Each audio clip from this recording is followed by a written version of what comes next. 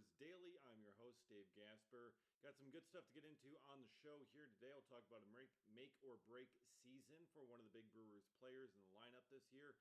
Also, we'll get into projecting the initial starting rotation here for the Milwaukee Brewers as well. And there is some news on the rotation front. This just coming out the other day.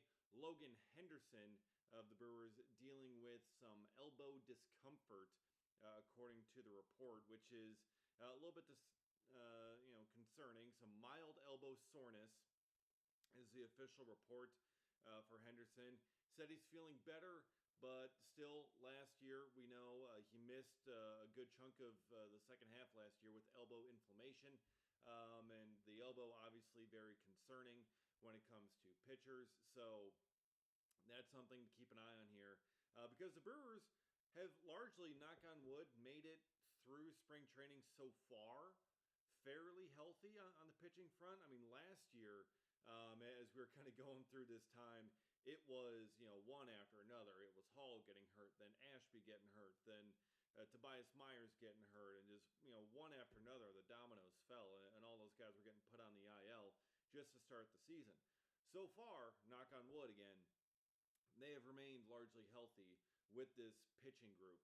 So that's been good, but now you have the concern here with Logan Henderson.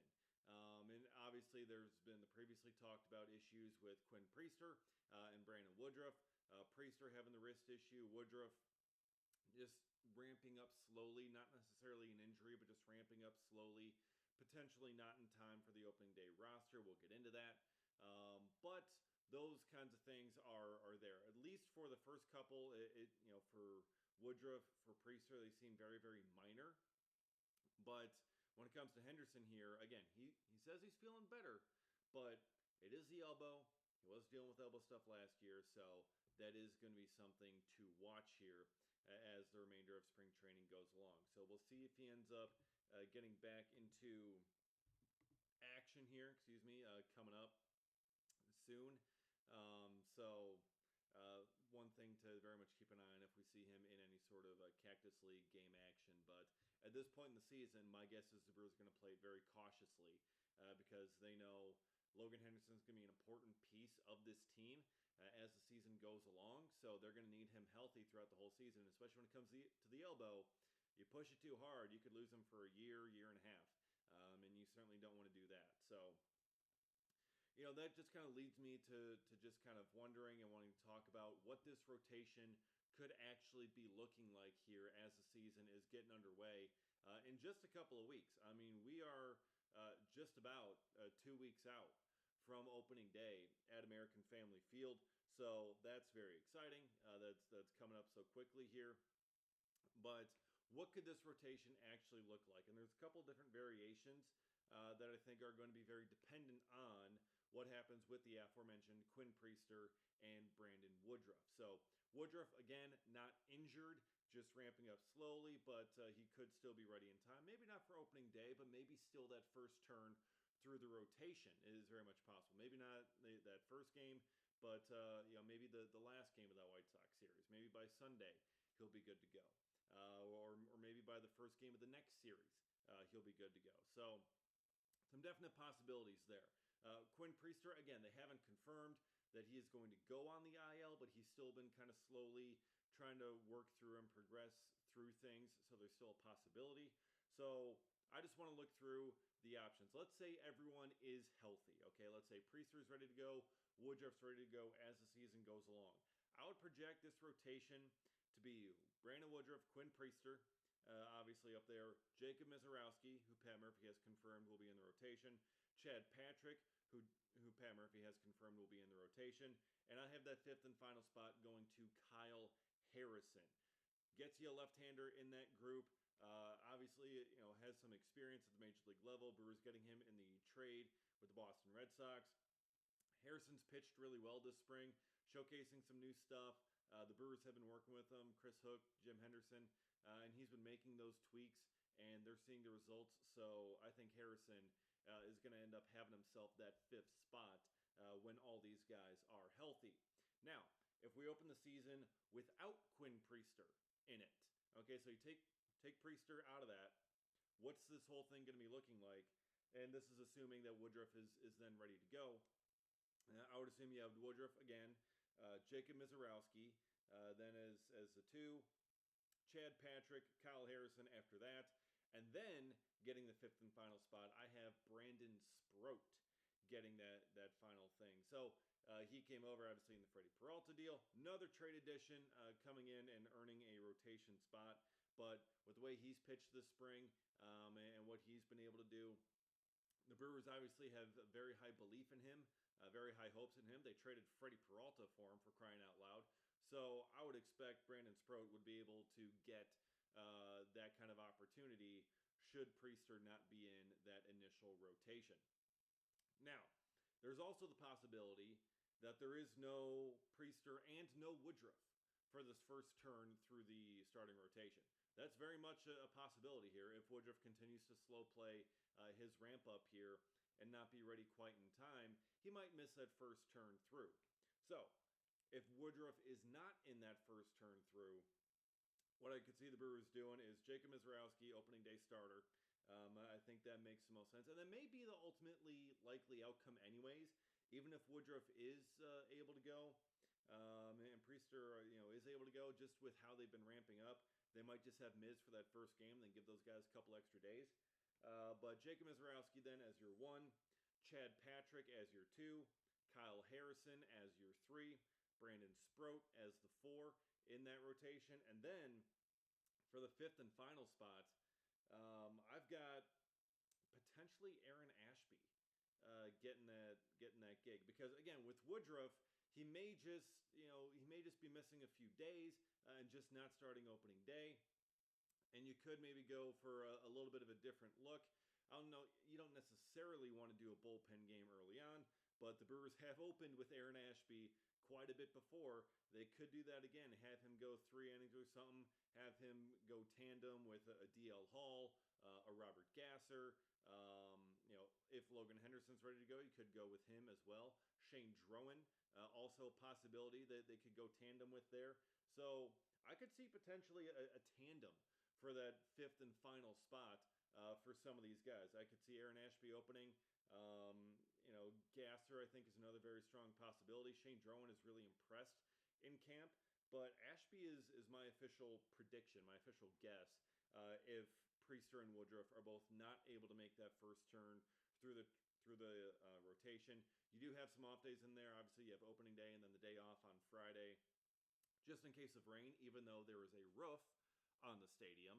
But they got to have that anyways, because that's Major League Baseball for you. But so that's how I think it could end up going, just with those off days there. I don't think it'll be too long for Woodruff, provided he doesn't have any setbacks.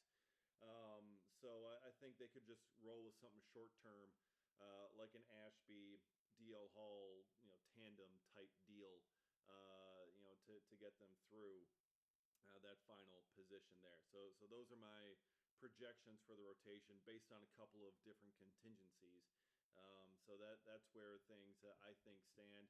And again, that's where Logan Henderson, you would think, could be a very strong candidate, especially being right-handed, to match up with Ashby or Gasser or Hall, who are all lefties, or Shane Drowan, another lefty. So it's a lot of lefties together there.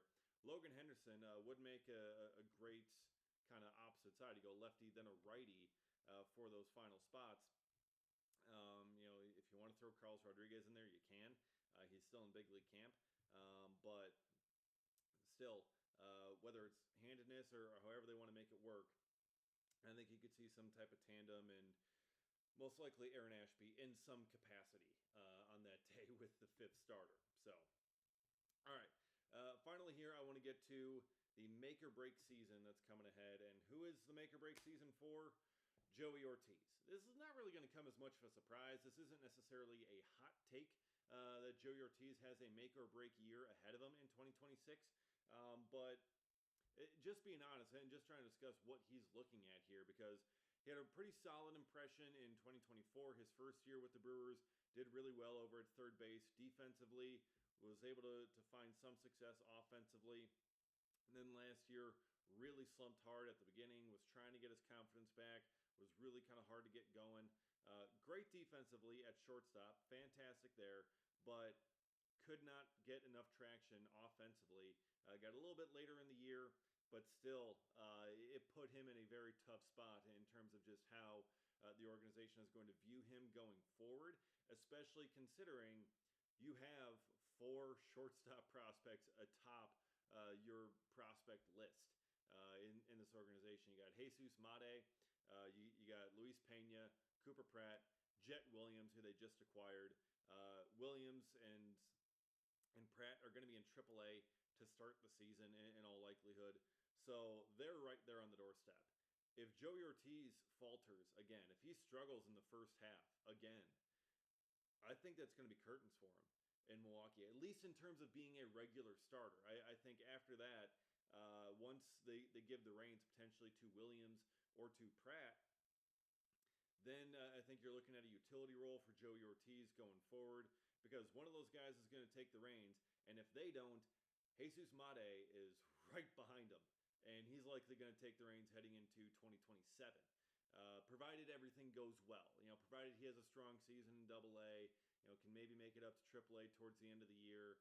If he can do that, maybe if the Brewers can extend him to this next offseason, if that's a possibility, that can push Mate right up there to the big leagues, and then he'll simply take over shortstop. So if Joey Ortiz wants to keep his job, if he wants to force Mate to a different position, or Pratt or Williams to a different position, he has to have a strong season. And not just a strong full season, a strong first half to stave these guys off. Because if those guys are starting off strong in AAA, which is a much better hitting environment than Double-A Biloxi, if Cooper Pratt can get back to hitting 260 something with some pop and getting that going over the fence, with his defense, there's not going to be much justification for him to play over Cooper Pratt, because Cooper Pratt's a Gold Glove defender in the minor leagues at shortstop. So, as good as Joey Ortiz is defensively, that's not going to hold these guys off forever.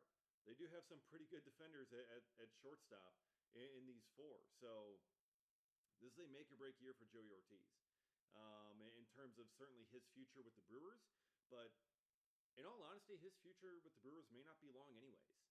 Just with the sheer amount of prospects that the Brewers have coming up at this spot, this may be his last year, because the Brewers can recognize, hey, look, we've got our future at shortstop in one of these four guys. Let's trade Joey Ortiz to someone who needs a shortstop. And in terms of, how teams are going to value him, I mean, if he's able to actually hit this year and show improvement offensively, there are going to be teams that will want him, that will be willing to trade a whole bunch to get him. And the Brewers can get a ton back. They can get a lot of value there, which would be nice. But if he struggles again and falls into a slump, he's going to be viewed more as just kind of a light-hitting shortstop, good defender, basically going to end up as a utility type guy, which, I mean, there's nothing wrong with being a utility guy, but very different value than being a starter. Very different value in terms of what the Brewers can get back as well.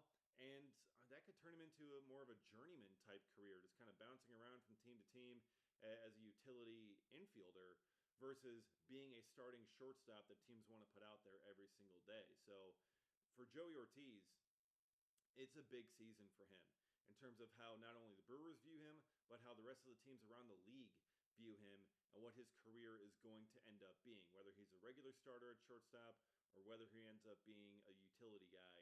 The questions are going to be about his bat.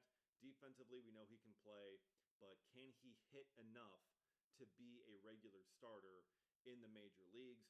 This is going to be a make or break year that will define that for him.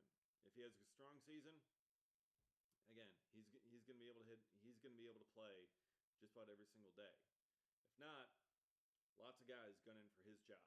So we'll see how it plays out. Joey Ortiz playing for Team Mexico in the World Baseball Classic at the moment, but he'll be joining the Brewers back once Mexico is done in the WBC, and it's going to be a fun season to watch. And really, we're going to have to keep a close eye on what Joey Ortiz does as the season unfolds, which we will every single day here on Brewers Daily. So be sure to subscribe, get notified every single time a new episode drops. Appreciate you watching, appreciate you enjoying, And we'll see you again next time for another episode of Brewers